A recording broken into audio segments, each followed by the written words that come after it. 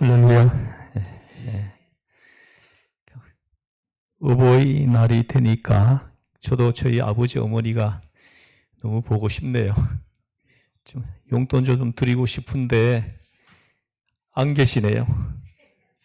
그래서 오늘 우리 마을 어르신들 초청해가지고 외식 용돈을 우리 아버지 어머니께 드리는 마음으로 준비를 했습니다.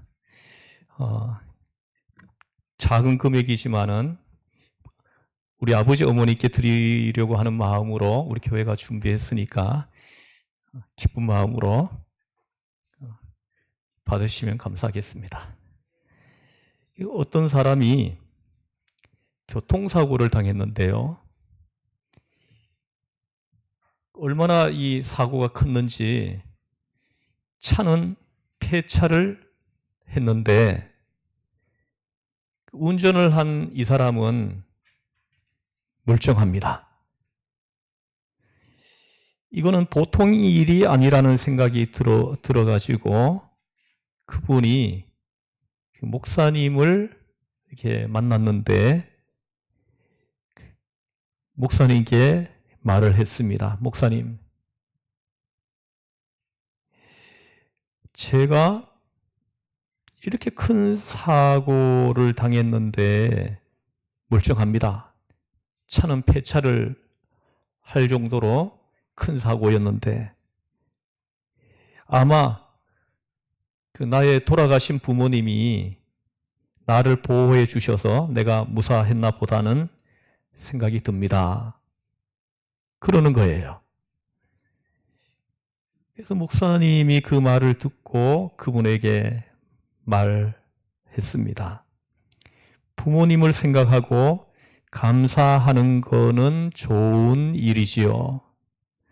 그러나 부모님이 자녀를 지켜주는 것은 아닙니다. 자기도 못 지키는 게 인간 아닙니까? 내가 내 자신을 지킬 수 있어요? 예를 들어 볼까요? 내가 내 자녀가 다른 곳에 있는데 내가 그 자녀를 도울 수 있나요? 선생님은 지금 서울에 계시고 선생님이 사랑하는 자녀는 부산에 있다고 해봅시다. 지금 자녀가 위험한 일을 만났는데 부모인 내가 그 사실을 알 수 있습니까? 또 도울 수 있습니까? 자녀를 사랑하고 돌보는 것은 부모의 마음이지만 떨어져 있는 자녀를 부모가 어떻게 돕습니까? 그러니까 부모님이 도와주셔서 내가 무사했다. 그런 말은 성립하는 것이 아닙니다. 그랬더니 그분이 잘 귀를 기울여 듣더니 목사님 말을 들으니까 그렇긴 한 것 같습니다. 합니다. 하나님이 선생님을 사랑해서 건져주신 것입니다. 선생님이 예수님을 영접하고 예수님을 믿고 예수님의 제자로 살 수 있도록 하기 위해 은혜를 베푸신 겁니다. 그랬더니 이분이 말을 합니다. 아니 그러면 아예 사고가 나지 않게 해 주어야 되지 않겠습니까? 왜 사고가 납니까? 이렇게 묻습니다. 사실은 사고가 난 그 현장에서 이 사람 그 목숨을 거둬가도 됩니다. 불러가도 되죠. 그런데 그 사고 중에 내가 멀쩡한 것을 생각하면서 우리 인생은 내가 내 힘으로 사는 것이 아니구나. 이걸 깨닫게 하고 그리고 예수님께로 돌아오라고 기회를 준 겁니다. 그러니 왜 사고가 나느냐고 원망하지 말고 언제나 일어나는 사고 속에서 하나님이 나를 건져주셨구나. 같이 한번 따라해 보시죠. 하나님이 나를 건져주셨구나. 이렇게 생각해야 됩니다. 그래서 하나님께 감사해야 됩니다. 예. 여러분, 부모님은 신이 아닙니다. 인간일 뿐이죠. 하나님의 피조물이라는 겁니다. 부모를 신으로 생각하는 사람들이 의외로 많아요. 예. 그래서 생긴 게 뭔지 아세요? 바로 제사입니다. 제가 아는 어떤 집사님이 저한테 기도를 부탁했습니다. 목사님, 제가 가족 구원하는 것이 내 평생의 소원인데 다 되는데 아버지가 안 된다는 거예요. 다른 가족은 다 구원했는데 아버지가 안 돌아온다는 거예요. 아무리 기도하고 아무리 건면을 해도 꿈쩍도 하지 않는다는 겁니다. 그러니 목사님께서 좀 기도해 주세요. 그래서 목사님께 중보 기도를 요청했습니다. 우리 가족이 다 교회 다녀야 되는데 아버지가 적극적으로 예수 믿는 걸 반대한다는 겁니다. 그래서 물어봤습니다. 왜 반대하시는데요? 그러니까 교회 다니지 마라. 가족들이 다 교회 다니면은 내 제사는 누가 지내주느냐?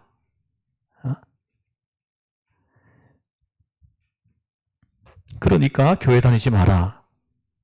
이게 아버지의 교회를 나가지 않는 이유입니다. 그래서 제가 말했습니다. 알겠습니다. 제가 기도해 드릴게요. 그런데 혹시 아버지와 대화할 기회가 있으면 복음을 전해줄 아버지께 복음을 전해줄 기회가 있으면 아버님에게 제사에 대해서 설명을 자세히 해드리세요. 제가 알려드릴 테니까요. 여러분, 모든 인간은 영원히 살고 싶어 합니다. 영생하고 싶어 해요.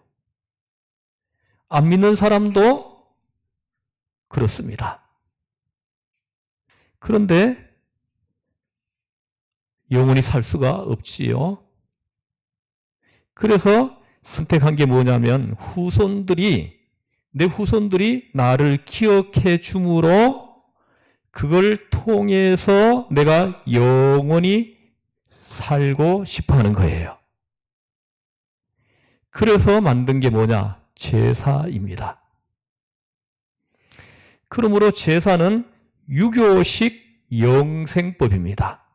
유교식 영생법이고 구원의 방법인 겁니다. 이걸 이루기 위해서 어떻게 자손들에게 가르쳤느냐? 살아있는 부모는 힘이 없다. 그런데 부모가 돌아가시면 귀신이 되어가지고 힘이 생긴다. 그러므로 부모를 잘 모셔야 한다. 이렇게 가르친 겁니다. 그러니까 제사라고 하는 것은 영원히 살고 싶은 조상들의 소원과 복을 받고 싶은 후손의 욕망이 결합되어진 것이 이게 제사입니다. 이게 제사의 정신이라는 것입니다. 이렇게 제사에 대하여 설명을 하시고 기회를 봐가지고 부모님께 한 번 더 건면을 충분히 기도한 후에 해보세요. 건면했습니다. 근데 아버지가 돌아가신 다음에 구천을 또 돌다가 1년에 한 번 제사밥 받아먹는 그런 분이 되지 않기를 저는 원합니다. 그게 사실도 아니지만 사실이라고 해봐야 몇 그릇이나 잡수시겠습니까? 제가 예수 믿으라고 하는 것은 제사 드리고 싶지 않아서가 아닙니다. 그거 1년에 한 번 드릴 수 있습니다, 아버지.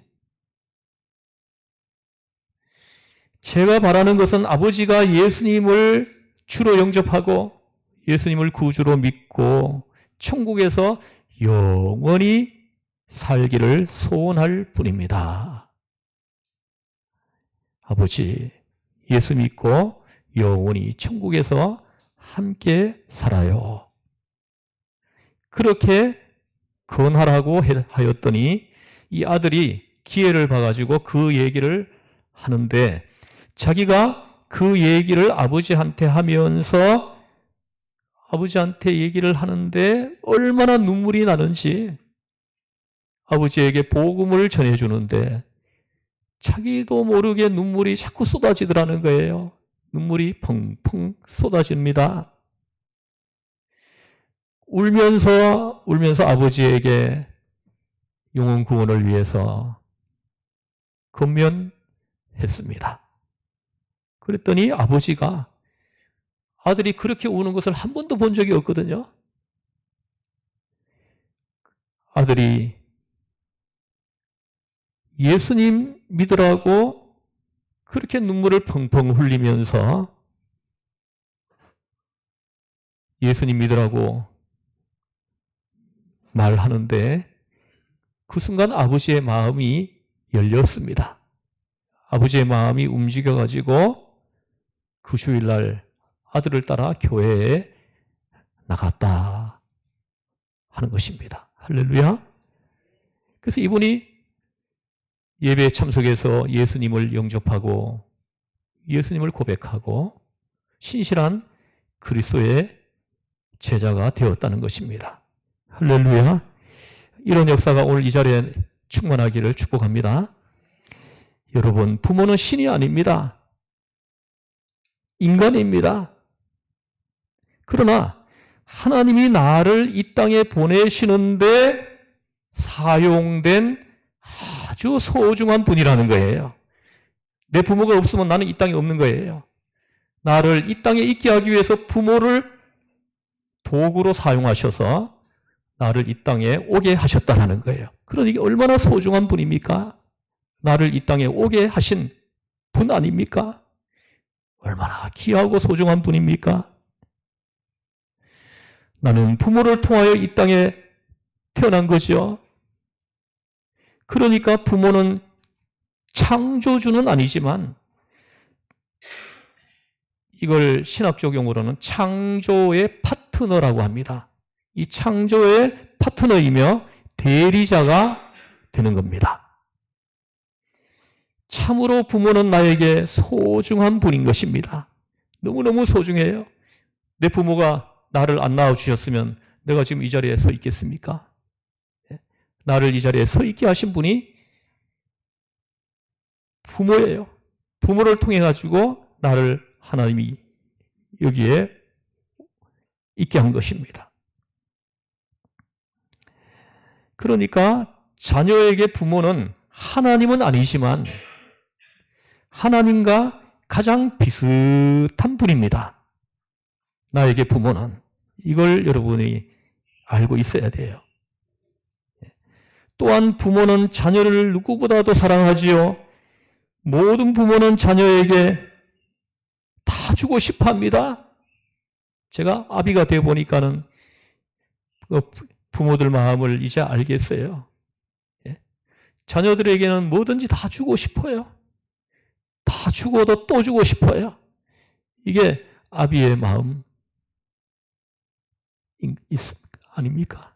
여러분도 그렇죠? 다 주고도 더 줄 게 없어가지고 자꾸 찾는 것이 부모 아니겠습니까?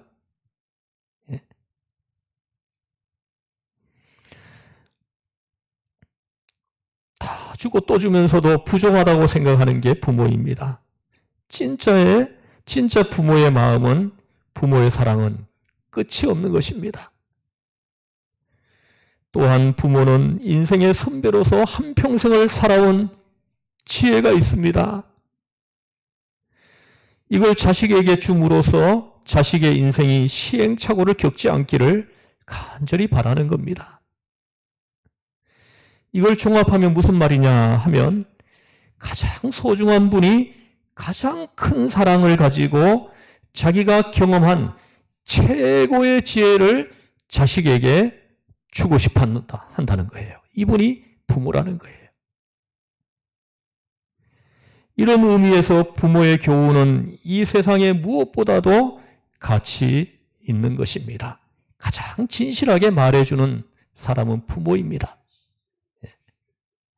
그래서 지혜의 시작은 부모의 말씀을 잘 듣는 거다 했습니다.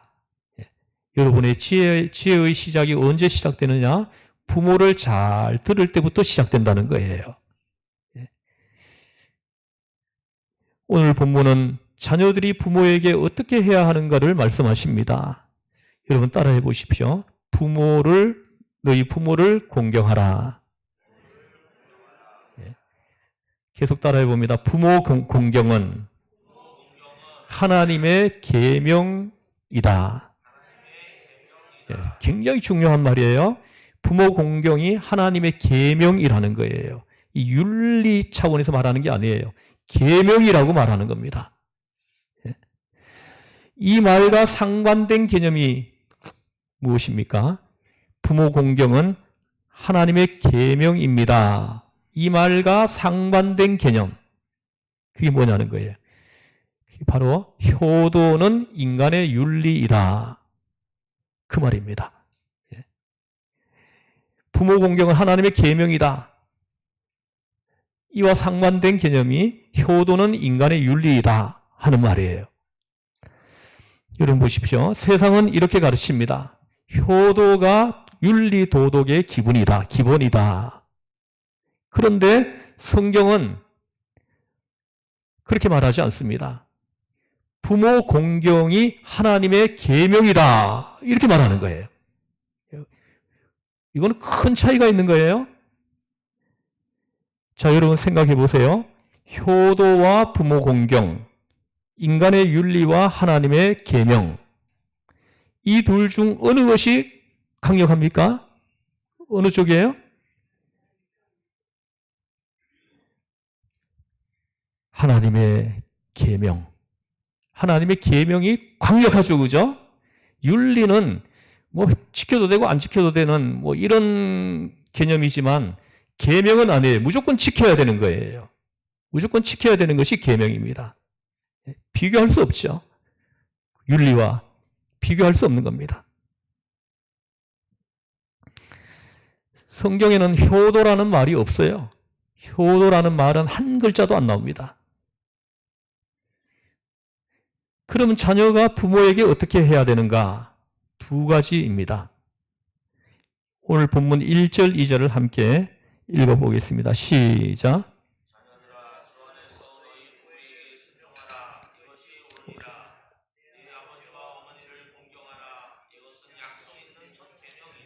아멘. 보십시오. 잘 들으십시오. 자녀들아, 주 안에서 너희 부모에게 순종하라 하시고 뒤에 이것이 옳으니라 이렇게 말씀합니다. 이것이 옳으니라 하고 말씀합니다. 자녀가 부모에게 할 게 뭐라고 하죠? 두 가지입니다. 순종과 공경입니다. 이 순종과 공경은 계명이다 하는 겁니다. 계명이라는 거예요. 계명. 윤리이다 하지 않습니다. 계명이다. 계명은 어떤 거예요? 지켜야 되는 거예요. 지켜야 되는 겁니다. 계명은 하나님의 명령인 것입니다. 하나님이 우리를 사랑해서 주신 거예요. 우리의 자유와 행복을 위해서 반드시 지켜야만 하는 취소할 수 없는 명령을 가리켜서 계명이라고 말하는 것입니다. 그런데 그 중에서도 부모 공경은 약속이 있는 첫 계명이다 하고 말씀합니다. 2절 말씀 보십시오. 내 아버지와 어머니를 공경하라. 이것은 약속이 있는 첫 계명이니 합니다. 출애굽기 20장에 보면은 그 유명한 10계명이 기록되어 있죠. 근데 이 10계명을 자세히 읽어보면은 둘로 나누어져 있어요. 1절에서 4절. 이거는 하나님 앞에서 지켜야 할 수직적인 계명입니다. 수직 계명이라고 해요. 그 다음에 5절에서 10절은 인간을 향한 수평적인 계명이라고 합니다. 인간을 향해서 지키라고 주신 수평적인 이 계명이 6가지예요. 그 가운데 그 한가운데 5번째 인간을 향한 계명의 맨 첫 번째가 뭡니까? 내 부모를 공경하라 입니다. 인간들 사이에 지켜야 할 첫 번째 법으로 내 부모를 공경하라 하고 말씀하시는 겁니다. 이 10계명은 중요 순서대로 배열되어 있는데요. 인간을 향한 가장 중요한 원리는 부모 공경이다. 여러분, 부모 공경 다음에 6계명, 제6계명이 뭐죠? 내 부모를 공경하라 하고 그 다음에 주신 법이 뭐예요? 6번째 계명이 살인하지 말라. 살인하지 말라. 또 그 다음에 뭐예요? 간음하지 말라. 그 다음에 뭐예요? 도적질하지 말라. 여러분 보세요. 이 순서가 뭘 의미하는 거예요? 살인하지 말라, 간음하지 말라, 도적질하지 말라. 이 모든 것 앞에 주신 말씀이 내 부모를 공경하라 하시는 것입니다. 이것은 부모에게 불순종하고 공경하지 않는 것은 살인죄보다도 간음죄보다도 도적질보다도 더 무겁고 큰 죄라는 걸 말씀하시는 거예요. 쉽게 말하면 인간에 대한 가장 큰 죄는 뭡니까? 부모를 거역하는 거라는 거예요. 우리 인간들 사이에 지을 수 있는 가장 큰 죄가 무엇이라고요? 부모를 거역하는 겁니다. 부모를 거역하는 거. 부모를 거역하고 잘 되려고 하는 사람들은 어리석은 사람들이에요. 미련한 사람입니다. 절대로 잘 안 됩니다. 잠깐 잘 돼 보이지만은 어느 순간에 보면은 그 인생이 망해져 있는 걸 보게 될 거예요. 하나님이 말씀하셨기 때문입니다. 그래서 성경은 부모를 거역하는 것에 대해서 여러 가지로 명시를 하고 있는데 많은 곳에서 언급을 해요. 대표적으로 제가 3구절만 뽑아가지고 읽어드리겠습니다. 먼저 출애굽기 21장 15절이에요. 좀 띄워봐요. 같이 한번 읽어보겠습니다. 시작. 자기 아버지나 어머니를 치는 자는 반드시 죽일지니라. 보십시오. 얼마나 무섭습니까? 자기 아버지나 어머니를 치는 자, 때리는 자는 반드시 죽이라고 말을 하는 거예요. 또 하나, 출애굽기 21장 17절을 한번 띄워보세요. 21장 17절 시작. 자기 아버지나 어머니를 저주하는 자는 반드시 죽일지니라 했습니다. 자기의 아버지나 어머니를 저주하는 자는 뒤에서, 이 저주한다는 게 뭐냐면 뒤에서 욕하는 자예요. 뒤에서 아버지, 어머니에 대해서 욕하는 자, 이런 자는 반드시 죽일지니라. 여러분, 어디에서든 부모를 욕해서는 안 됩니다. 부모가 좋은 분이든 나쁜 분이든 상관없어요. 부모라는 그 자체가 자격인 거예요. 하나만 더 보겠습니다. 신명기 21장 18절에서 21절 한번 읽어보겠습니다. 시작.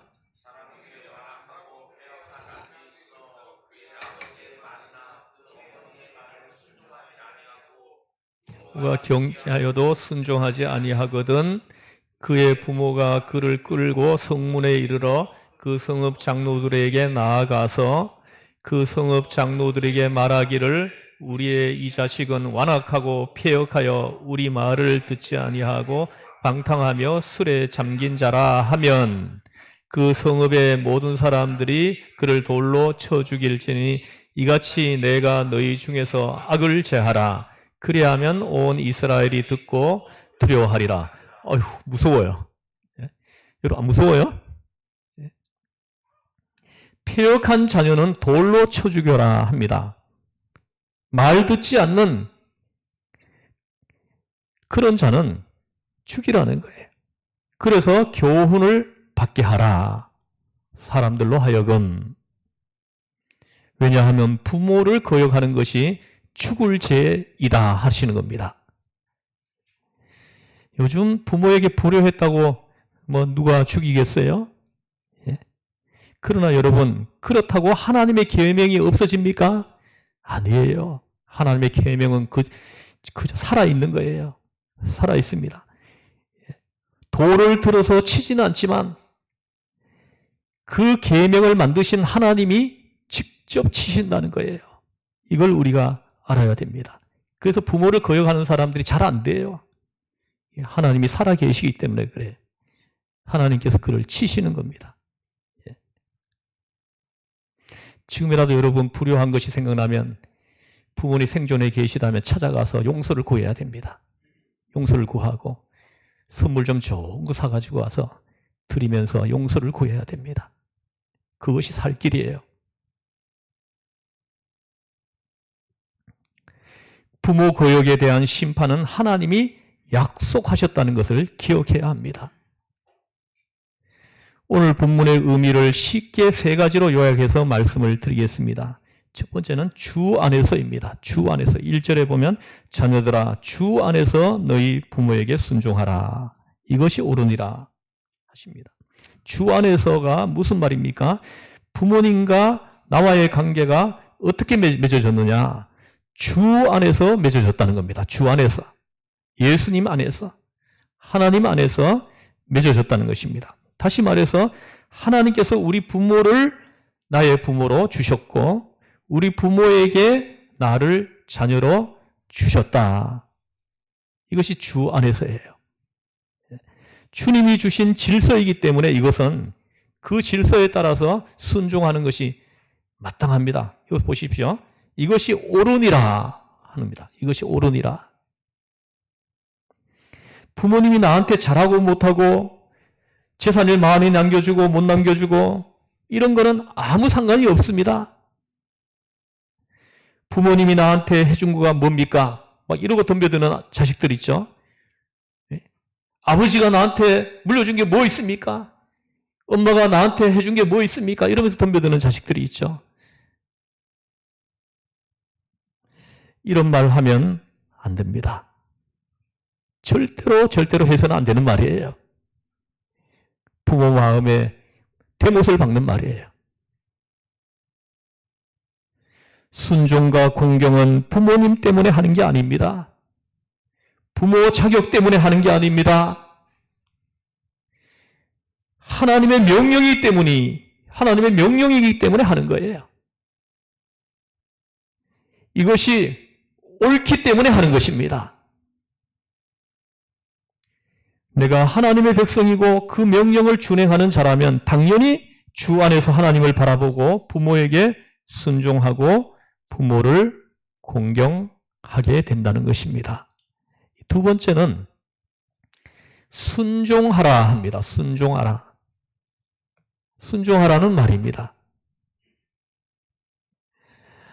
여기서 순종은 부모가 자녀를 직접 감독하고 통제할 때, 다시 말하면 자녀가 미성년자일 때 주신 말씀으로 봐야 합니다. 부모의 통제를 받을 때 그 시기로 봐야 되는 거예요. 순종을 헬라어로 히파쿠에테라고 하는데요. 이것은 밑에서 귀담아 듣는다 이런 말이에요. 아래에서 부모가 들려주는 말을 귀를 담아서 듣는다 이런 의미입니다. 맞습니다. 부모님 말씀이 옳습니다. 그렇게 하겠습니다.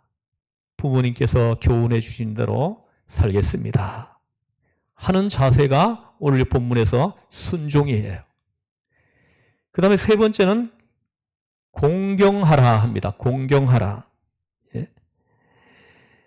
2절에 보십시오. 내 아버지와 어머니를 공경하라. 이것은 약속이 있는 첫 계명이니. 이렇게 말씀해요. 공경이 뭡니까? 자녀가 성장하여 가정을 이루게 되면 부모와 자식의 관계가 달라지게 되죠. 이걸 구분하지 못하는 데서 이 고부 간의 갈등도 생기고 뭐 문제가 생기는 거예요. 자녀가 결혼을 하면은 성장해서 가정을 이루게 되면 부모와 자식 관계가 달라진다는 거. 이걸 우리가 알고 있어야 됩니다. 왜냐하면 결혼이라고 하는 것이 사람이 부모를 떠나 그 아내와 연합하여 둘이 한 몸을 이루는 것이 이게 결혼이에요. 그래서 결혼하여 자녀가 독립을 하면 그때부터 자녀가 부모를 향하여 가지는 자세, 이게 공경이에요. 공경. 이때 가지는 마음가짐을 공경이라고 하는 겁니다. 공경은 헬라어로 티마인데 높이고 존경한다 하는 뜻입니다. 그러면 순종과 공경의 차이가 뭡니까? 명령입니다. 순종은 명령을 기초로 하는 것입니다. 공경은 명령과는 아무 상관이 없어요. 여러분, 결혼한 자녀에게 부모가 이래라 저래라 명령하나요? 이 원리를 이해하지 못하는 사람들이 자꾸 간섭을 해요. 그래서 자식 가정 다 깨뜨리고 막 이런 일이 생기잖아요.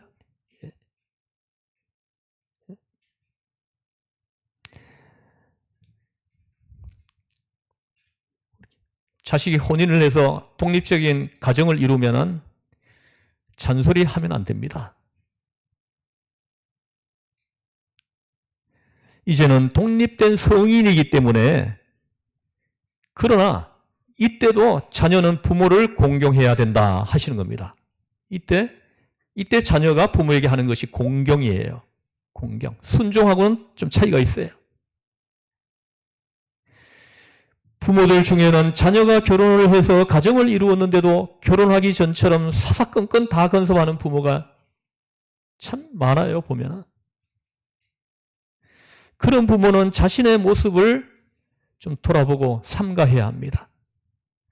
그런 거 하면은 가정을 이루었는데도 부모님이 뭐라고 하면 그 말 그대로 다 액면 그대로 따라해야 된다고, 순종해야 된다고 생각하면서 힘들어하는 가정이 있어요. 이걸 구분하지 못하는 데서 비롯되는 겁니다.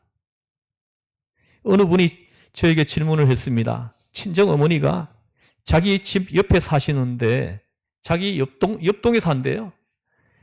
근데 친정 어머니가 바로 옆이니까 자꾸 찾아온대요. 예? 자주 오셔가지고 뭐 애들 옷도 사오시고 음식도 해오시고 참 잘 돌봐주셔서 그 부분은 고맙긴 한데 계속 자녀들 양육에 대해서 딸에게 간섭을 한다는 거예요. 예? 심지어 왜 애들한테 옷을 이렇게 입혔느냐? 왜 그런 음식을 먹이느냐? 잔소리하고 아이들이 보는 데서 너는 왜 애들 교육을 이렇게 시키냐고 면박을 주기도 한다는 겁니다. 자기는 어머니 마음을 좀 상하게 하고 싶지 않아서 뭐라고 말도 못하고, 그런데 이대로 견디려고 하니까 너무너무 힘들고, 목사님 그러니 어쩌면 좋겠습니까? 그래서 말했지요. 어머니한테 또박또박 말하세요. 어머니의 마음이 상할까봐 말하지 못하고 꾹꾹 참으면 어머니도 나중에 힘들어지고 온 가족이 다 힘들어집니다. 가정이 깨어질 수도 있어요. 어머니한테 말씀을 하되 먼저는 어머니를 사랑하고 존경한다고 말을 하세요. 우리 집에 오시는 것도 좋고 환영한다고 감사한다고 말하세요. 그러나 어머니 때문에 우리 집에 갈등이 생기고 자녀들한테 내 권위가 실추되는 것은, 이런 것은 하지 말아 주세요. 나는 어머니의 어린 딸이 아닙니다. 이제 아이 엄마가 되었습니다. 아이들의 부모는 저이지요. 어머니가 아니지 않습니까? 제가 언제나 어머니 말씀에 귀를 기울이겠지만 제가 어머니를 사랑하고 존경하지만 자식 앞에서 비난하는 것은 그쳐 주셔야 합니다. 라고 말하세요. 권면을 했습니다. 그랬더니 이분이 얘기합니다. 그러면 성경 말씀에는 순종하라고 했는데 불순종하는 거 아닙니까? 또 이럽니다. 그래서 말을 해줬습니다. 어차피 순종하지 않잖아요. 그랬더니 여러분, 그것은 공경을 해야 되는 부분인데 순종이란 말로 지금 이해한 거예요, 이 말씀을. 그래서 어머니한테 해드려야 될 말을 못하는 거예요.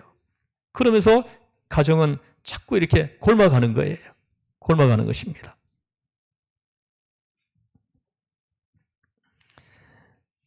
여러분, 공경이란 무슨 말이냐면 반드시 그 말을 들어야 하는 의미가 아닙니다. 부모님도 모를 수 있죠. 부모님도 판단을 잘못할 수 있죠. 하나님의 뜻에 어긋날 수 있지 않습니까? 부모라고 완벽한 부모가 있습니까? 그래서 안 들을 수도 있죠. 그러나 그때에도 공경하는 자세는 버리면 안 된다는 거예요. 공경하는 자세는 버리면 안 된다는 거죠.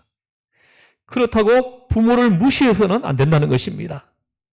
어떻게 해서든지 부모를 존경하고 그 뜻과 의도에 접근하려고 애를 쓰는 것, 이것이 공경이에요. 그분들의 의견은 내가 거절할 수 있다. 그럼에도 불구하고 그분들을 공경할 수 있다는 것입니다. 부모를 공경해야 되는 이 시대는 많은 자녀들이 부모를 짐으로 생각하고 있습니다. 얼마 전에 그 신문에 보니까 부모를 자식이 책임져야 된다, 부양을 해야 된다, 동의하느냐, 동의하지 않느냐, 이걸 설문을 했는데 78%가 자식이 부양하는 거에 동의를 하지 않더라고요. 지금 세상이 이렇게 바뀌었어요. 짐으로 느끼는 거예요, 부모를. 짐으로. 부모도 알아서 잘 준비해야 됩니다, 노후를. 자식들이 짐이다, 이렇게 생각을 한다는 거예요. 부모를 짐으로 생각하고 심지어는 늙은 부모를 구제의 대상으로 생각하는 자녀들이 있다는 거예요. 아주 나쁜 놈들입니다. 불쌍한 노인네, 내가 돌봐드려야지, 이렇게 생각한다는 거예요. 이것은 공경이라는 말하고는 아주 거리가 먼 이야기입니다. 여러분, 공경은 높이고 자랑스러워하는 거예요. 내 부모를 내가 높이고 자랑스러워하는 겁니다. 부모의 사랑과 희생과 기도 때문에 오늘의 내가 있음을 알고 깊이 존경하고 내가 그분의 자녀라는 것을 자랑하는 것이 바로 공경입니다. 나는 아버지 어머니의 자식이 된 것이 너무 자랑스럽습니다. 아버지가 내 아버지인 것이 너무 자랑스러워요. 이것이 공경하는 마음이에요. 공경. 오늘 본문은 말씀합니다. 부모를 공경하면 이익은 누가 보느냐? 그래서 보세요. 순종하고 공경을 하게 되면 그 이익을 누가 보느냐는 거예요. 부모가 이익을 보는 것 같아요? 오늘 성경에 보면 부모도 이익을 좀 보죠. 그런데 자식들이 이익을 본다는 거예요. 오늘 성경을 보십시오. 3절을 한번 읽어보겠습니다. 시작. 보십시오. 여기서 너는 부모를 공경하는 자식을 말합니다. 부모를 공경하는 자식이에요. 부모를 공경하는 자식입니다. 부모를 공경할 때 진짜 복 받는 사람은 자식이라는 거예요. 자식이 복을 받는다는 거예요. 근데 여러분들이 부모를 업신여기고 거역하면서 이 땅에서 잘 되기를 바라는 거, 이거는 어리석고 미련한 것입니다. 안 됩니다. 부모를 거역하면서 잘 되기를 바라는 사람들은 오늘 말씀을 통해서 우리가 깨닫는 것은 미련하고 어리석은 사람이라는 거죠. 왜입니까? 하나님이 그렇게 보장하고 있잖아요. 부모를 공경하면 내가 땅에서 잘 되고 장수하리라. 하나님이 보장하시는 거예요. 내가 땅에서 잘 되고 장수하리라. 계명이기 때문에 못 지키면 벌을 주고 잘 지키면 복을 주는 게 하나님의 법칙입니다. 진심으로 부모에게 순종하고 공경할 때 하나님이 보상하신답니다. 할렐루야. 얼마나 좋습니까? 하나님이 보상하신대요. 그러면 뭘로 보상해요? 오늘 말씀해 보니까 잘 되고 합니다. 형통이에요. 형통. 형통으로 보상해 주신다는 거예요. 형통하고 싶으시죠? 그 비결이 뭐예요? 부모를 공경하는 거예요. 그다음 두 번째 보상이 뭡니까? 장수하리라. 건강하게 수명을 다 누리고 들어가시겠다는 거예요. 할렐루야. 이 복을 여러분 다 받으시길 바랍니다. 이 장수의 비결이 뭡니까? 좋은 음식 먹고 운동하면 장수합니까? 요즘 오래 살려고 막 운동도 엄청 하더라고요. 성경은 그런 사람이 장수한다고 하지 않습니다. 좀 도우면 되겠죠. 중요한 것은 하나님이 복을 주셔야 한다. 이 보상을 해 주셔야 한다는 거예요. 부모에게 순종하고 부모를 공경하는 그런 사람, 그런 가정에 이 복을 주겠다. 이런 자녀에게 내가 이 복을 주겠다. 이 보상을 해주겠다 하십니다. 할렐루야. 이 복을 다 받으시기를 주의 이름으로 축복합니다. 기도하시겠습니다. 하나님 아버지, 주 안에서 순종하고 주 안에서 공경하게 하여 주옵소서. 그래서 부모가 행복하게 하시고 자녀가 큰 보상을 받게 하여 주옵소서. 우리를 죄에서 구원하신 예수님의 이름으로 기도드리옵나이다. 아멘.